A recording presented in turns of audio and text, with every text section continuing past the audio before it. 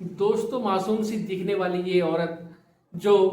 अपने पति का कत्ल करके उसको बाथरूम में 4 फीट नीचे गाड़ देती है और पुलिस को गुमराह करती रहती है, पुलिस को रोने का नाटक करती रहती है, पुलिस को दिखाती रहती है कि उसको अपनी पति की कितनी परवाह है और पुलिस से कहती है कि मेरे पति गुम हो गए हैं, पता नहीं कहाँ चले गए हैं, उनको तुम जल्दी से तलाश दो। पुलिस उसके आंसू को देखकर उसके पति की खोजबीन में जुट जाती है, लेकिन पुलिस को कुछ भी सुराग नहीं मिल पाता है। समय बीतने लगता है और फिर जब 45 दिन बीतते हैं तो उस महिला की एक छोटी सी गलती के कारण खुलासा हो जाता है और जब खुलासा होता है तो सबके पैरों के तले से जमीन खिसक जाती है। सब सोचने और समझने के लिए मजबूर हो जाते हैं कि आखिर एक महिला ऐसा कैसे कर सकती है, जिस घर में उसकी सास 2 बच्चे रहते हो वो अपने पति को मारकर बाथरूम में कैसे गाड़ सकती है। तो दोस्तों, चलते हैं, जानते हैं शुरू से आखिर तक पूरी घटना को कि आखिर उस महिला ने अपने पति की हत्या कैसे की और जो खुलासा होता है वो चौंका देने वाला होता है। तो दोस्तों, अगर आप चैनल पर पहली बार हैं, चैनल को सब्सक्राइब करें, वीडियो को लाइक करें, शेयर करें और कमेंट करें, बेल आइकन जरूर दबाएं, जिससे कि मेरे आने वाली हर एक वीडियो आप तक पहुंच सके और आप क्राइम से रूबरू हो सके। तो दोस्तों, चलते हैं, जानते हैं शुरू से आखिर तक पूरी घटना को हर बार की तरह। नमस्कार दोस्तों, मैं अनुज आज आपके लिए जो ये कहानी, ये घटना लेकर आया हूँ, ये है उत्तर प्रदेश का एक जिला है आगरा। दोस्तों, आगरा में के रहने वाले जिनका नाम सुरेंद्र होता है, सुरेंद्र राजस्थान के मूल निवासी होते हैं और आगरा में आकर रहने लगते हैं। दोस्तों, सुरेंद्र की जो शादी हुई थी वो 16 साल पहले हुई थी, 2010 में, और सुरेंद्र की पत्नी का नाम रूबी होता है। सुरेंद्र की माँ सुरेंद्र के साथ रहती है, रेणुका धाम कॉलोनी में, सिकंदरा थाना लगता है, और सुरेंद्र की 2 बेटियां होती हैं। दोस्तों,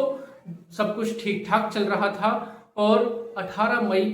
2026 को जो रूबी थी सुरेंद्र की पत्नी, वो अपने जेठ के पास फोन करती है और कहती है कि जेठ जी, जो सुरेंद्र हैं वो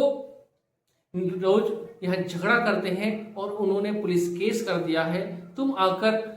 माता जी को और जो बेटी है दोनों, इनको अपने साथ राजस्थान ले जाइए। जैसे ही सब कुछ सही होगा मैं इनको यहाँ पर बुला लूंगी। जो जेठ होते हैं, जिसका नाम सुनील होता है, वो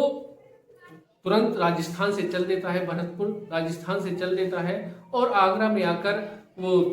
रूबी के पास फोन करता है और रूबी कहती है कि जो माता जी हैं कमला देवी और जो मेरी दोनों बेटियां हैं वो एक परचूने की दुकान पर बैठी हुई हैं, वहीं पर जाकर तुम उनको अपने साथ ले जाओ। दोस्तों, जो जेठ होता है वो ज़्यादा कुछ सवाल जवाब नहीं करता है और दोनों बेटियों को और माँ को साथ लेकर वहां से निकल जाते हैं। दोस्तों, उसके बाद रूबी कहती है कि यहाँ पर पुलिस का आना जाना लगा रहता है, तुम एक काम करो, जो परचूने की दुकान है उसी पर माताजी और दोनों बेटी हैं, वहीं से तुम दोनों को ले लो और भरतपुर के लिए निकल जाइए। दोस्तों, जो सुनील जेठ होता है वो दोनों बेटियों को वहां से लेते हैं और उसकी जो माँ होती है अपनी माँ को भी वो साथ लेते हैं और वहां से निकल जाते हैं। दोस्तों,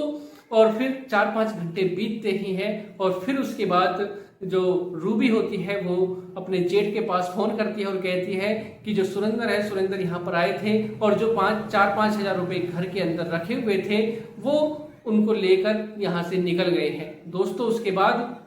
रूबी फिर फोन करती है और कहती है कि मेरा जी घबरा रहा है, मेरा यहाँ पर रहने का मन नहीं कर रहा, मैं तुम्हारे पास ही वहां पर भरतपुर ही अपने दोनों बेटियों के पास आ रही हूँ। दोस्तों, जो रूबी होती है वो भरतपुर पहुंच जाती है और फिर 26 मई को वो अपने जेठ से कहती है कि मैं अपने पति की गुमशुदगी की रिपोर्ट दर्ज करूंगी थाने में, और फिर वो अपने जेठ के साथ आकर जो सिकंदरा थाना है उसमें आती है और अपने पति की जो गुमशुदगी की रिपोर्ट दर्ज करती है। और एक फोटो बड़ा सा लेकर अब वो थाने पहुंचती है और थाने में पहुंचकर रोने लगती है, गिड़गिड़ाने लगती है और कहती है कि मेरे पति 18 मई से गायब है और उनका कुछ पता नहीं चल पा रहा, और घर पर आए थे और घर पर आने के बाद वो कुछ पैसे वगैरह लेकर गए थे और उसके बाद वापस नहीं आए हैं। और फिर पुलिस उसके रूबी के आंसू को देखकर वो उसको चुप कराने लगते हैं और कहते हैं कि हम जल्द से जल्द सुरेंद्र का पता लगाएंगे। दोस्तों उसके बाद समय बीतने लगता है और फिर जो रूबी होती है वो फिर भरतपुर पहुंच जाती है और भरतपुर पहुंचने के बाद कहने लगती है अपने जेठ से कि मेरा यहाँ पर मन नहीं लग रहा और मेरा जी घबरा रहा है, मैं आगरा ही जाऊंगी। और फिर वो अपने बच्चों के साथ, अपने जो सास थी उसके साथ वो फिर आगरा आ जाती है और फिर वो अगले दिन फिर थाने पहुंचती है और थाने में पहुंचकर कहती है कि जो मेरे पति जो जिनका कुछ पता नहीं चल पा रहा था उनका क्या हुआ, आप इतनी देर कैसे लगा रहे हो, मेरे पति आखिरकार हैं कहाँ। और बहुत ही बड़े बड़े आंसू के साथ वो थाने में जाकर रोने लगती है। दोस्तों पुलिस को कुछ समझ में नहीं आता है, पुलिस चारों तरफ उसकी सुरेंद्र की जांच पड़ताल उसकी खोजबीन में जुट जाती है, लेकिन सुरेंद्र का कुछ पता नहीं चल पाता है। और फिर जो सुरेंद्र का जो बड़ा भाई होता है सुनील, जो रूबी का जेठ होता है, उसको कुछ शक होता है रूबी के ऊपर और फिर वो रूबी से पूछता है कि अगर कुछ ऐसी बात है तो मुझे बता दो, जो भी तुमने कुछ किया है वो तुम मुझे बता दो, मैं सब कुछ ठीक कर दूंगा और तुम्हें बचा भी लूंगा। लेकिन जो रूबी होती है वो रोने लगती है लेकिन कुछ कह नहीं पाती। और फिर वो 3 जुलाई को पुलिस, जो सुरेंद्र का भाई होता है सुनील, अपने जेठ के पास फोन करती है और कहती है कि मुझे तुम्हें सुरेंद्र के बारे में कुछ बताना है, तुम जल्दी से यहाँ जाओ। और फिर दोस्तों उसके बाद जो रूबी का जेठ होता है वो आगरा आता है और आगरे में आकर रूबी से कहता है कि बताओ कि सुरेंद्र आखिरकार है कहाँ। और फिर रूबी कहती है कि सुरेंद्र बाथरूम के अंदर है। और जैसे ही जो रूबी का जेठ होता है वो खुश हो जाता है और कहता है कि मैंने तो उसको सब जगह ढूंढ लिया लेकिन मुझको तो दिखाई नहीं दिया, और तुम कह रही हो कि बाथरूम में है, चलो मैं बाथरूम के अंदर ही जाकर देख लेता हूँ। और जैसे ही जो रूबी का जेठ होता है वो बाथरूम में जाता है और देखता है कि सब कुछ खाली है, वहां पर कुछ भी नहीं है। और वो रूबी से आकर कहता है कि बाथरूम में तो कोई भी नहीं है। और फिर जो रूबी होती है वो रोने लगती है और कहती है कि जो सुरेंद्र है वो बाथरूम के अंदर ही है, मैंने उसको दफन कर दिया है। और जैसे ही रूबी का जेठ यह सब सुनता है और उसको अपने भाई की याद आती है और फिर उसके बाद वो कुछ नहीं कहता और फिर पुलिस के पास सूचना करता है, पुलिस को सूचना देता है। मौके पर पुलिस पहुंचती है और फिर पुलिस जब रूबी से पूछताछ करती है और जब रूबी बताती है कि मैंने अपने हाथों से ही सुरेंद्र को इस बाथरूम के अंदर दफनाया था। और फिर पुलिस वहां पर गड्ढा खोदना शुरू करती है, 4 मजदूर लगाए जाते हैं, 20 से 25 मिनट के भीतर वहां पर गड्ढा खोदा जाता है। और फिर दोस्तों उसके बाद जब देखा जाता है तो वहां पर एक बॉडी निकलती है जो पूरी तरह से गल चुकी थी। और फिर उसके जो पहचान होती है, उसके गले में रुद्राक्ष की माला थी, हाथ में कड़ा था। और फिर उससे जब पहचान होती है तो पुलिस रूबी को गिरफ्तार कर लेती है और फोरेंसिक के लिए बॉडी को भेज दिया जाता है। दोस्तों जैसे ही यह सूचना फैलती है सारे शहर में हाहाकार मच जाता है, सोशल मीडिया, न्यूज चैनल सब में हाहाकार मच जाता है कि पत्नी ने अपने पति को मारकर बाथरूम में दफना दिया। और फिर दोस्तों पुलिस उससे पूछताछ करती है और जब पुलिस पूछताछ करती है तो जो रूबी पूरी कहानी को बताती है सब हैरान हो जाते हैं, सब सोचने और समझने के लिए मजबूर हो जाते हैं। दोस्तों रूबी बताती है कि आए दिन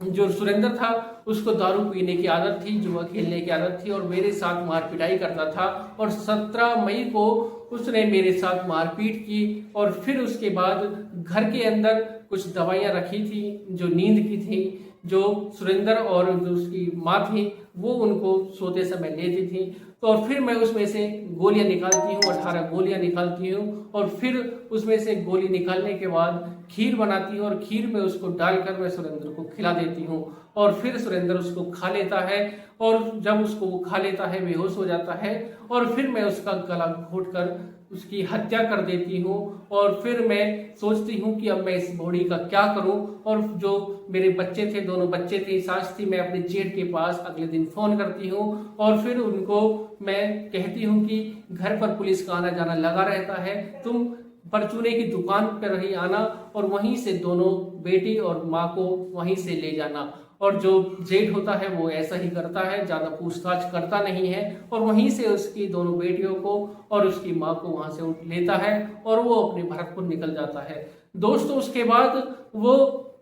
फावड़ा वगैरह, बेलचा वगैरह लाती है और फिर गड्ढा खोदना शुरू कर देती है, टाइल वगैरह हटाना शुरू कर देती है और फिर वो पूरा दिन उसी में निकाल देती है और फिर उसके बाद वो उस बॉडी को, सुरेंद्र की बॉडी को उसके अंदर दफन कर देती है और फिर अगले दिन वो मजदूर बुलाती है, मिस्त्री को बुलाती है और उस पर ऐसे ही फर्श करा देती है, टाइल्स लगा देती है और फिर दोस्तों उसी बाथरूम में वो नहाना धोना शुरू कर देती है और फिर उसका नाटक शुरू होता है अपने पति की गुमशुदगी का। और फिर वो अपने जेठ के पास फोन करती है और जेठ के पास फोन करके कहती है कि मेरे पति का कुछ पता नहीं चल रहा, उनकी तलाश कराइए और उनका जो फोन है वो भी बंद है। एक ही फोन वो दोनों रखते थे। जो पुलिस को पता चलता है कि जो सुरेंद्र और सुरेंद्र की जो पत्नी है दोनों एक ही फोन रखते थे, एक ही से दोनों बातचीत करते थे और फिर वो पुलिस के सामने रोने धोने का नाटक करती है और फिर जो उसकी एक गलती थी जो उसने अपने जेठ से जो बताया था उसी के कारण वो पकड़ी जाती है और वो जब पूरी कहानी को बताती है कि उसने कैसे किस प्रकार अपने पति की हत्या की और फिर उसको बाथरूम में दफन कर दिया, सब हैरान हो जाते हैं, सब सोचने और समझने के लिए मजबूर हो जाते हैं कि आखिर कोई ऐसा कैसे कर सकता है। तो दोस्तों आज की जो एक कहानी है इसको सुनाने का उद्देश्य है किसी को परेशान करना नहीं, किसी का दिल दुखाना नहीं, बल्कि आपको जागरूक करना है, सचेत करना है, सावधान करना है। सतर्क रहें, सावधान रहें, सुरक्षित रहें। मिलते हैं एक और घटना के साथ। आज के लिए सिर्फ इतना ही। चैनल पर दोस्तों अगर आप पहली बार हैं चैनल को सब्सक्राइब करें, वीडियो को लाइक करें, शेयर करें और कमेंट करें, बेल आइकन जरूर दबाएं जिससे कि मेरे आने वाली हर एक वीडियो आप तक पहुंच सके और आप क्राइम से रूबरू हो सकें। तो दोस्तों मिलते हैं एक और घटना के साथ। नमस्कार, जय श्री श्याम।